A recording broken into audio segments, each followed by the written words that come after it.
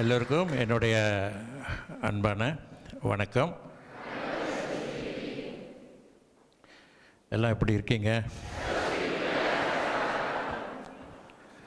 ஆர்பிடி மக்கள் எப்பொழுதுமே மகிழ்ச்சியாக தான் இருப்பார்கள்.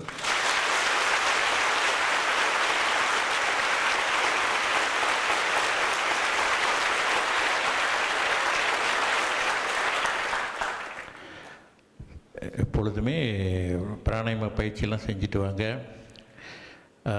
தியானம் கண்டிப்பாக செய்யணும். செய்யாதவர்களாக இருந்தாலும் கூட பிராணாயாம பயிற்சியை மட்டும் விடாமல் செய்து இறை வழிபாடு, பிரார்த்தனை இவைகளையாவது கண்டிப்பாக செய்து வர வேண்டும். அப்படி வந்தால் தான். ஏன் தியானம் அப்படின்னு இழுக்கிறேன்னா, தியானம் கண்டிப்பாக செய்யணும்.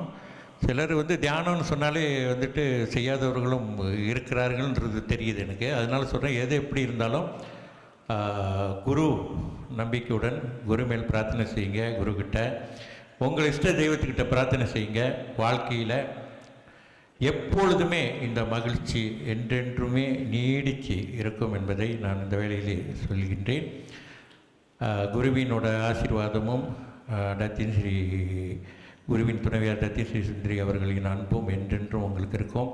அதே நேரத்தில் வாழ்க்கையில் நான் எல்லாம் பேச வேண்டியதெல்லாம் பேசிட்டேன். எந்த சமயத்தில் எந்த சூழ்நிலையிலே நீங்கள் குருமேல் வைத்திருந்த பக்தியும் நம்பிக்கையும் நான் உணர்ந்தேனோ அன்றே உங்கள் மேல் எனக்கு எப்பொழுதுமே இந்த ஆர்பிடி இருக்கும் வரை, குரு இருக்கும் வரை உங்கள் மேல் குருவின் அன்பும் நத்திசிறி அன்பும் என்றுமே நீடிச்சிருக்கும் என்று சொல்லி விடைபெறுகின்றேன். எல்லோருக்கும் அன்பு வணக்கம்.